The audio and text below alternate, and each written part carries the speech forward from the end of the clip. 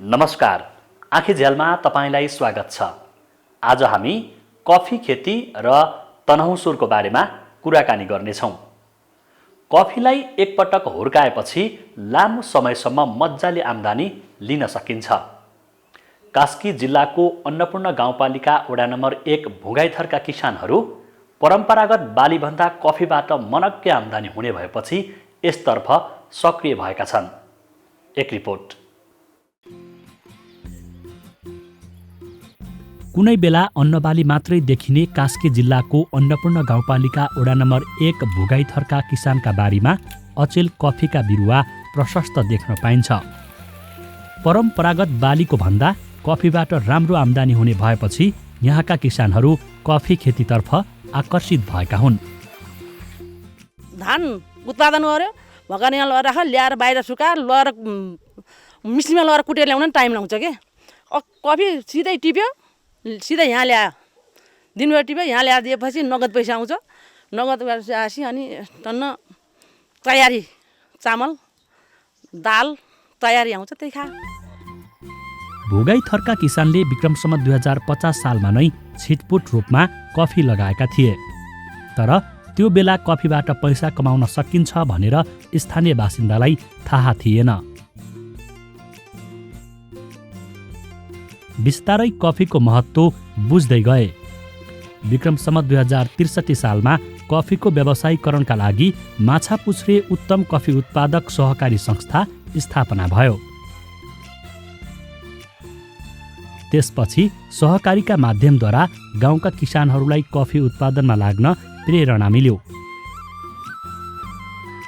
अनि कफी खेतीको व्यावसायिक उत्पादन सुरु भयो।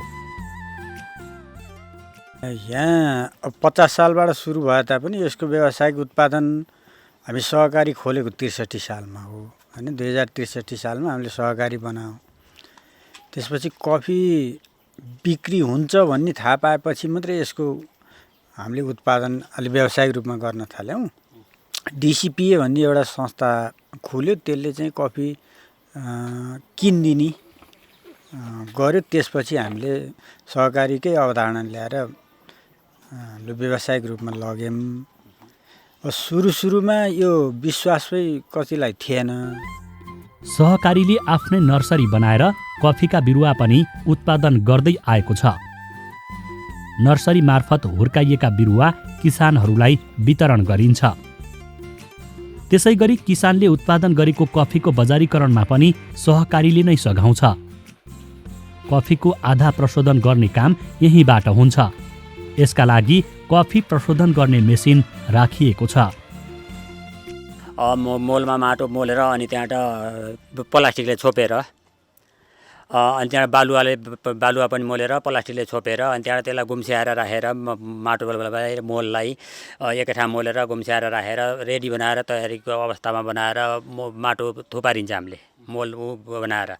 अनि त्यसलाई हामीले पोलिथिनमा यस्तो पोलिथिन हुन्छ नि, त्यस्तो पोलिथिनमा ट्याक्क भरेर अनि दिउला हुन्छ कफीको दाना, त्यो दिउलालाई त्यो ट्याक्क त्यो उसमा राखेर पोलिथिनमा राखेर अनि त्यहाँबाट हामीले जमाउने नर्सरीमा एक ठाउँ जम्मा गराएर अनि ड्याङमा लगेर राख्ने काम गर्छौँ। भुगाइथरका किसानहरूले कफी खेतीमा लाग्नुको अर्को कारण बाँदर आतंक पनि हो। विगतमा दुःख गरेर लगाएको खेतीबाली बाँदरले सखा पार्ने गर्थ्यो।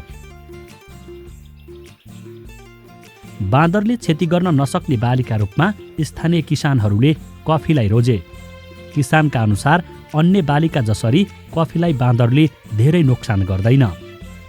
कफी खासै खाँदैन, चाख्न त लायो, अलिअलि टिपेर यसरी चाखे गर्यो अनि थुथु गरेर फाल्ने कुरा गर्यो त्यसले।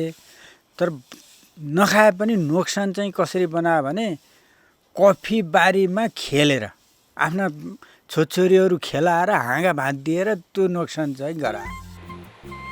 अन्नपूर्ण गाउँपालिका फेवातालको जलाधार क्षेत्र पनि हो। त्यसैले माथिल्लो क्षेत्रमा गरिने खेती प्रणालीले तल्लो जलाधार क्षेत्रमा असर गर्छ। वर्षेनी खेतबारी खनजोत गर्दा त्यसको प्रभाव जलाधार क्षेत्रमा पर्ने भएकाले यसको विकल्पमा उनीहरूले बहुवर्षीय बाली कफी खेती गर्दै आएका छन्। पर्यटकहरू आउने त त्यही फेवातालले हो नि त, यही हिमालले, त्यही फेवातालले, यिनै डाँडाकाले, यही हरियालीले हो।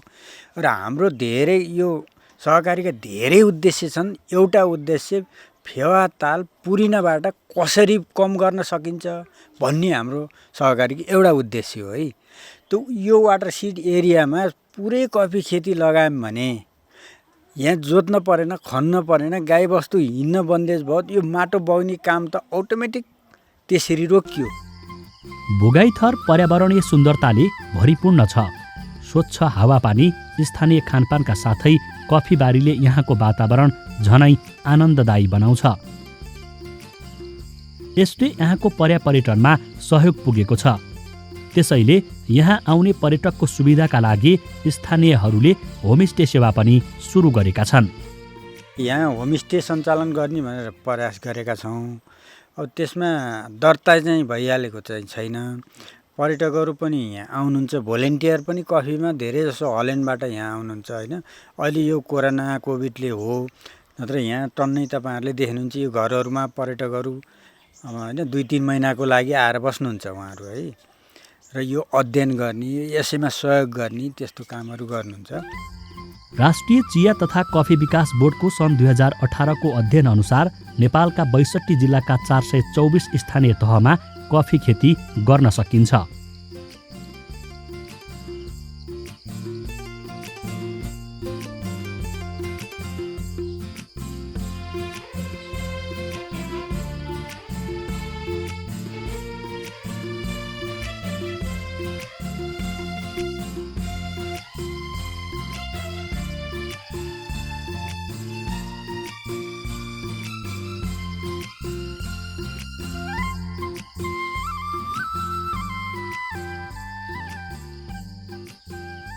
तीमध्ये हाल 23वटा जिल्लामा कफीको व्यावसायिक खेती भइरहेको छ।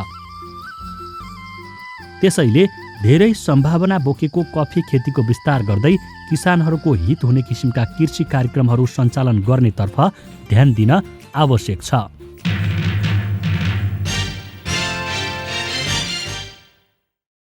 कफीको कुराकानीपछि अब लागौं तनहुँ सुरतर्फ। तनहुँ जिल्लाको तनहुँ सुरमा पछिल्लो समय चहल पहल बढ्दै गएको छ। कुनै बेला उजाड बनेको तनहुँ सुरमा पर्यटनका कार्यक्रम सञ्चालन हुँदा सहर केन्द्रित भएका स्थानीय बासिन्दाहरू समेत गाउँमा फर्किन थालेका छन्। नारायण खड्काले तयार पारेको यो रिपोर्ट।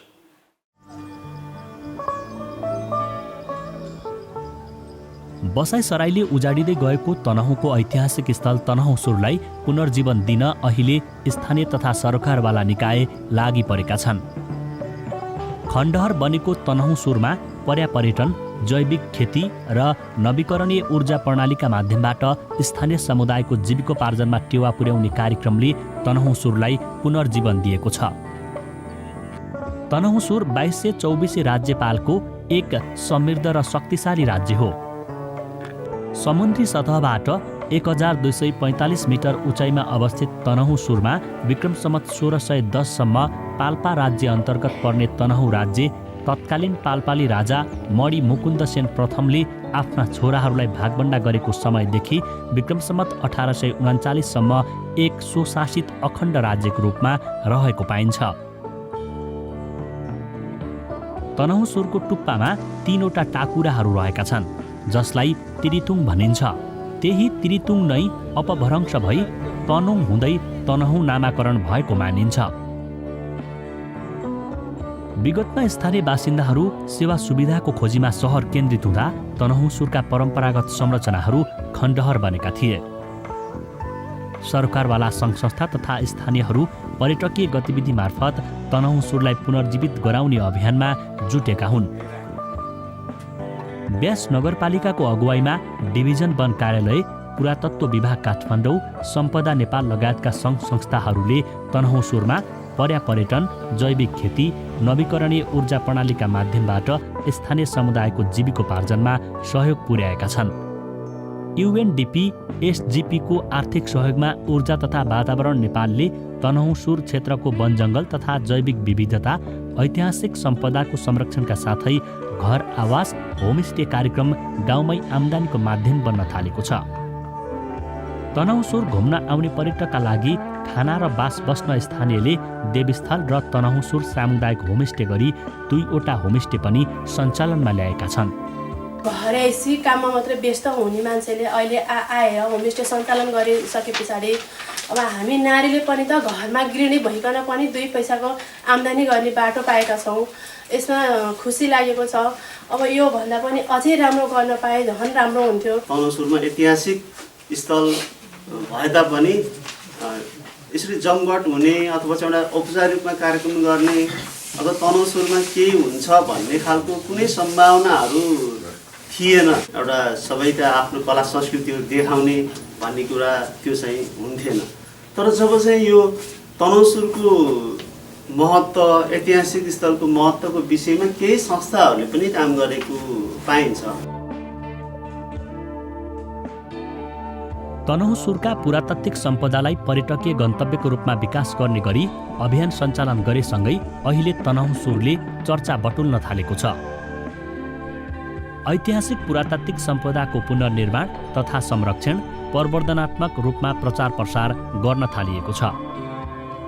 सेवा सुविधा र रोजगारीको खोजीका लागि सहर झरेकाहरू पनि अचेल गाउँ फर्कन थालेका छन्। आफ्नो पुर्ख्यौली घरहरू मर्मत सुधार गर्नुका साथै गाउँमा मान्छे नहुँदा बाँझिएका खेतीयोग्य जमिनमा पुनः खेतीबाली लगाउन थालिएको छ। तनहुँ सुरमा होमस्टे विकासका साथै कृषि, पशुपालन लगायतका कार्यक्रम सञ्चालन गरेसँगै गाउँ छाडेका मानिसहरू पनि पुनः फर्कन थालेका हुन्। बजारबाट तरकारी खरिद गरी गाउँ पुर्याउने स्थानीयहरू अहिले आफूले उत्पादन गरी बिक्री वितरण गर्ने भएका छन्। यहाँका करिब 123 घरधुरीलाई समेटेर सहभागितामूलक तनहुँ सुर क्षेत्र संरक्षण कार्यक्रम अन्तर्गतको परियोजना सञ्चालन गरिएसँगै अहिले उजाडिँदै गएको तनहुँ सुरमा मानिसको चहल पहल बढेको छ। अर्गानिक तरकारी खेती सम्बन्धी आधारभूत तालिम, तनहुँ सुरको इको ट्रेकको सम्भाव्यता अध्ययन, खानेपानीको व्यवस्थापन, भ्यू पोइन्ट निर्माण, कृषि तथा पर्यटन सम्बन्धी ज्ञान, होमस्टे प्रवर्धन, वन डढेलो रोकथाम तथा नियन्त्रण लगायतका कार्यक्रमले तनहुँ सुरलाई पुनर्जीवन दिएको हो। नुन, तेल, चामलभन्दा बाहेक अरू सबै चिजहरू हामी आफैले लोकल उत्पादनका चिजहरू चाहिँ प्रयोग गर्छौँ।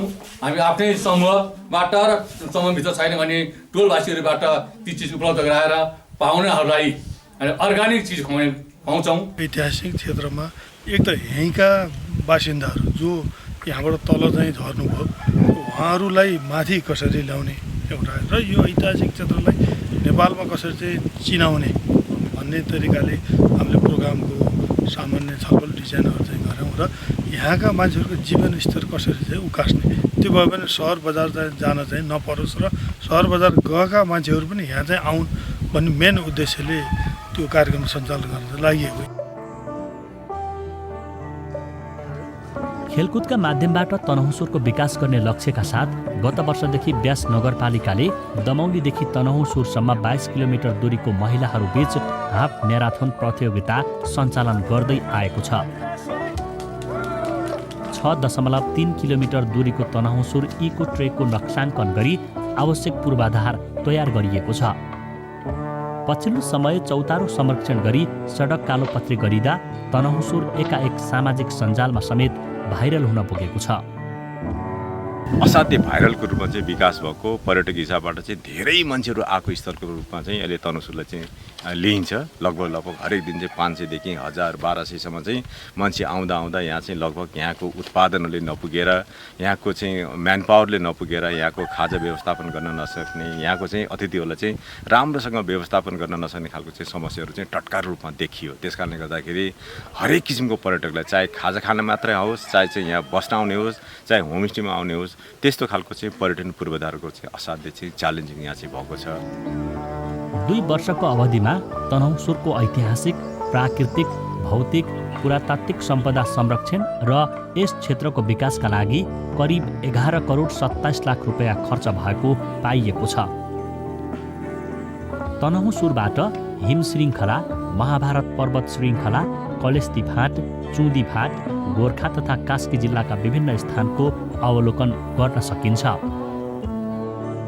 तनहुँसुर दरबारका अवशेष, राजाले न्याय निसाब तथा कचहरी सञ्चालन गर्ने गद्दी चौतारा, तोप, साउने कुवा, कुँडापानी, 22 सिढी चौतारा, ढुङ्गे साङ्गु, फुलपाती ढुङ्गा, रानी पोखरी, धर्मशाला, रानी बगैँचा, गढी, शहीद पार्क, भगवती पानी मन्दिर लगायतका ऐतिहासिक स्थलले पर्यटकलाई आकर्षित गर्दै आएको छ।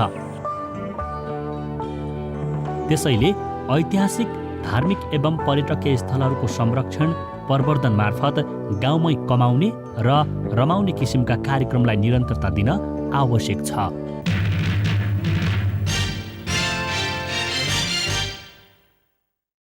स्थानीय स्तरमा भएका धार्मिक तथा पर्यटकीय गन्तव्यको संरक्षण, व्यवस्थापन र प्रवर्धन मार्फत गाउँमै पैसा कमाउन सकिन्छ। यसका लागि इच्छा शक्तिका साथै जाँगर भने चलाउनुपर्छ। आँखीझ्याल फेसबुक र युट्युबमा पनि हेर्न सकिन्छ। hakahakionline.com मा आँखीझ्याल हेरी यसै मार्फत सुझाव तथा प्रतिक्रिया पठाउन सकिन्छ। हवस् त आजको आँखीझ्याल यति नै। अर्को साता फेरि आउनेछौँ। नमस्कार।